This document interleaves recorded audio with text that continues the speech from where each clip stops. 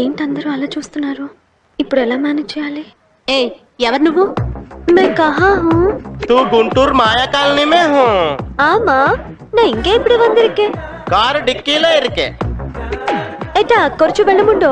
మేము ఎక్కడికి వెళ్ళాం? హౌదు ನಾನು ఎల్లిదిని. హై బాబోయ్, ఇంతకు మించి భాషలో మాట్లాడాలంటే పి నరసింహ గారు రావాలరా.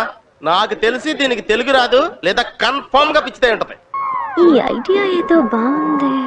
అది చూద్దాం.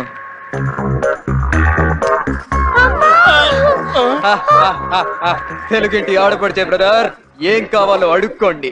ఏమంటే మీరు డిక్కీలో హైదరాబాద్ లోనే ఎక్కారా, లేదా సాగర్ లో కానీ సత్యనపల్లిలో కానీ ఎక్కారా? నేను హస్తినాపురం నుండి విమానంలో వెళ్తుంటే టికెట్ లేదని టీసీ దారి మధ్యలో తోసిస్తే డైరెక్ట్ గా ఇడికిలో పడ్డాను. ఏ అలెగ్జాండర్, నాకు ఆకలేస్తుంది. నీ గుర్రాన్ని ఫ్రై చేసి తీసుకురా. అచ్చి బాబోయ్, గుర్రాన్ని ఫ్రై చేయాలా? నా వల్ల కాదు మహాతల్లి. ఐ ఫోన్లే, నాకోసం శాండ్విచ్ అన్న తెచ్చావు. చేసింది ఇది నిజంగా పిచ్చుతారా? అర్జెంట్ గా పొడి చుట్టూ ఇంజెక్షన్ చేయించుకోవాలి. తప్పండి తప్పండి. కారుని తీసుకెళ్లి డిస్పోజ్ చేయండి.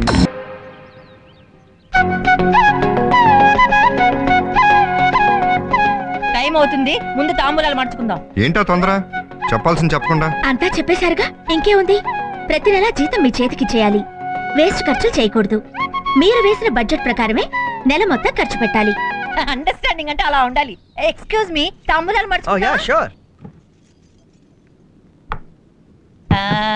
తాంబూలాలు మార్చుకోవటం అయిపోయింది. ఇక పెళ్లి ఎక్కడ చేద్దాం? యాక్చువల్లీ గోల్కొండ హోటల్లో బుక్ చేద్దాం అనుకున్నాను. మా అక్కే సత్యసాయిబాబా కళ్యాణ మండపంలో జరపమంటుంది. దేనికి 20,000. అమ్మో, అంత ఖర్చా? సింపుల్ గా రిజిస్టర్ ఆఫీస్ లో పెళ్లి చేసేసుకుందాం. అక్కడైనా ప్యూనే 50 రూపాయలు అడుగుతాడే. ఏం బావా, పెళ్ళన్నాక ఆ మాత్రం ఖర్చు పెట్టకపోతే ఎలా? సరే మీ ఇష్టం, పెళ్లి ఎక్కడైనా చేసుకుందాం, కానీ రిసెప్షన్ మాత్రం ఉండాలి. ఏ మాత్రం ఖర్చు అవుతుందో? ఎంత అవుద్ది అంటే జస్ట్ 30,000. అమ్మో, 30,000? వద్దు. ఒరే తమ్ముడు, ప్రతిదానికి అలా గుండె పట్టుకోకరా. ఏదైనా జరిగితే హాస్పిటల్ కి 50,000 ఖర్చు పెట్టాలి. అమ్మో, రిసెప్షన్ వద్దు, అంత ఖర్చు వద్దు, అసలు పెళ్ళే వద్దు. ఏంటి బామ్మరిది అలా భయపడతావు? ఇప్పుడు రిసెప్షన్ అంటే మీ ఆఫీస్ స్టాఫ్ అందరూ వస్తారు కదా. సుమారు 200 మంది వస్తారు. మరి ఇంకే మనిషికి 200 రూపాయలు గిఫ్ట్ అట్టుకొచ్చిన 200 × 200 40,000. 30,000 రిసెప్షన్ కి పోతే 10,000 లాభమే కదా. అందరూ మరి వస్తువులు తెస్తే క్యాష్ రికవరీ ఎలా? ఆ వస్తువులు ఒరిజినల్ రేట్ గా మీ పెట్టే పూచి నాది. నీకు అలా అమ్మటం వచ్చా? ఎందుకు రాదు? ఎక్స్పీరియన్స్. అసలు మా ఇంట్లో వస్తువులన్నీ సగం రేట్ గా అమ్మేసింది నేనే. నువ్వు రిసెప్షన్ ఎట్టుకో, అమ్మకాల సంగతి మేము చూసుకుంటాం. నేను నేర్పుతాను కదా, నువ్వు ఎట్టుకో బామ్మరిది. కలెక్షన్లు. బడ్జెట్ పద్మనాభం పద్మనాభం. అయిపోయింది. ఏంటైపోయింది? సీసాల మందు అయిపోయింది. మరి మీ పెళ్లి మీరు తలుచుకుంటే అవుతుంది. పంచుకున్నాను. ఇప్పుడే సంగతి తెలియజేస్తాను. ఇప్పుడు ఎందుకులే, తెల్లారు చూసుకోవచ్చు. తెల్లారితే మందు బాగా తగ్గిపోతాయి. ఇప్పుడే తెలియజేస్తాను. ఆగిపోయారే? వాడికి ఏదో గన్ను ఉంటుందయ్యా. గనుంటే మిమ్మల్ని చేస్తుంది. కాల్ చేస్తాడు. ఎక్కడ కన్న కొడుకు తండ్రి కలుస్తాడా? ఈ సంగతి వాడికి తెలుసు, నాకు తెలుసు. కానీ వాడి చేతిలో ఉన్న గనుకే తెలుసు. అందుకని ఒక్క పెగ్గేసుకుంటాను.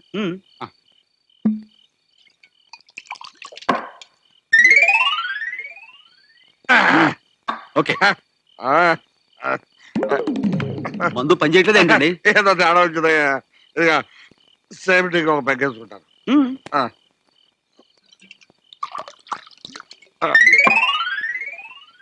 రాజేంద్ర.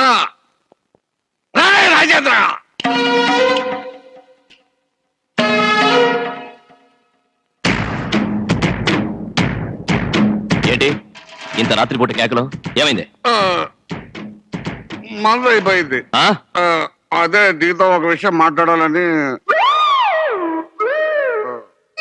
ఏంటది? దూడ మరుగుతాడు పోయింది. ఏంటి?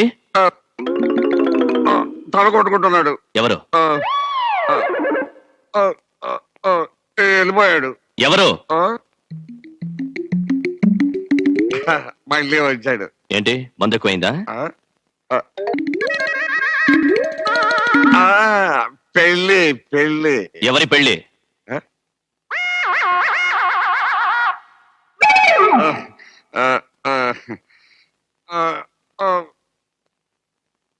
నా పెళ్ళి.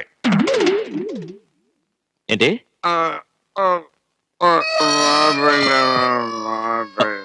సింహాద్రి, నాన్నగారిని గదిలో పడుకోబెట్టండి. ఏంటి మాస్టర్, కారు కట్టగా నడుస్తారు, ఇంట్లో చెప్పినా కదా? చూడు బాబు, నేను నిన్ను నాచుకంపు కొట్టే నీచు వెధవా అంటే నువ్వు ఫీల్ అవుతావు కదా, అందుకే నేను అన్నావు. కానీ నువ్వు అన్నమాట నేను అలా ఫీల్ అవుతున్నాను.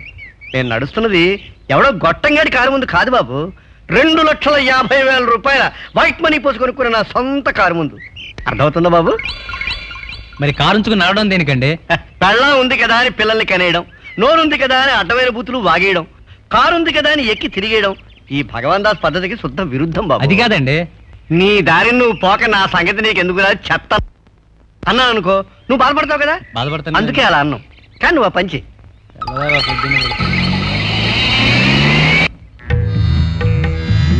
అది 7x10 ఉంది. 7x10 కాదండి బాబు, 8:30x12. 8:30x12 ఆయ్. అది అక్కడుంది లోపం. ఇంతకీ తమరు ఎవరండి? దరిద్రం. ఎవరండి? నేను ఎవరైతే నీకెందుకయ్యా, నీ పని నువ్వు చూసుకోక.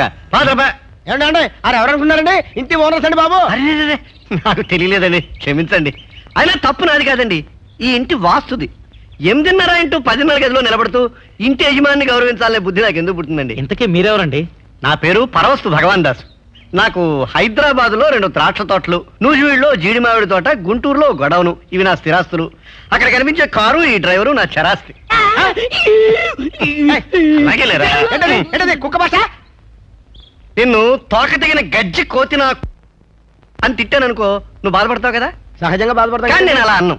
వాడు మాట్లాడేది కుక్క భాష, పంది కుక్క భాష కాదు, నిఖార్సైన మూగ భాష. వాడు నిజమైన మూగవాడు, నా నమ్మిన బంటు. నాకు వాస్తుశాస్త్రం క్షుణ్ణంగా తెలుసు కనుక నువ్వు కట్టిన ఈ దరిద్రపు గదిని మార్చి వీలైతే వీరి జాతకాన్ని బాగు చేయమని వాడి భాషలో చెప్తున్నాడు. అలాగే లేరా? నాకు తెలిసిన మంచి 10 మందికి పంచకుండా నేను ఎలా ఉంటాను రా?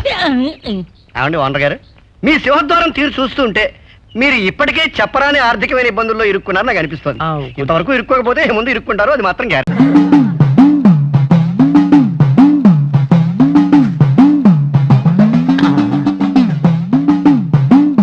ఆ కోయేడు ఏమన్నాడు?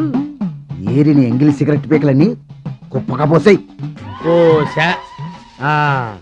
అది ఆ పోగేసిన చెత్త కుప్ప పైన నేనిచ్చే ఈ మురుగు బిడ్డని వేసేసి శుద్ధ కర్పూరాన్ని అరచేతిలో వేసేసుకోవా. చేతులు పెట్టుకుంటే కాలిపోద్ది. కుప్పకి పెట్టేసే. పెట్టా. మంట లేద్ది, నీకు తంట తెచ్చిన వాడికి పెంట పెడుద్ది, నీ దరిద్రం తీరుద్ది, ఆడికి శని మొదలవుద్ది. పొగ స్టార్ట్ అయింది. ఆడికి శని, నాకు దరిద్రం. At a time start. ఏంటి నవ్వుతున్నారు? Nothing sir. Stop it. Sir పొగ వస్తుంది సార్. అరే, ఆ పొగేంటి? మీరు కూర్చోండి, కూర్చోండి. సిరాన్. కోకిల గారా? ఏం చేస్తున్నారు సార్? మూలికలతో పెట్రోల్ తయారు చేస్తున్నా. రామన్ పిల్లే టైపు. వెళ్ళి ఎల్లబయ్యా.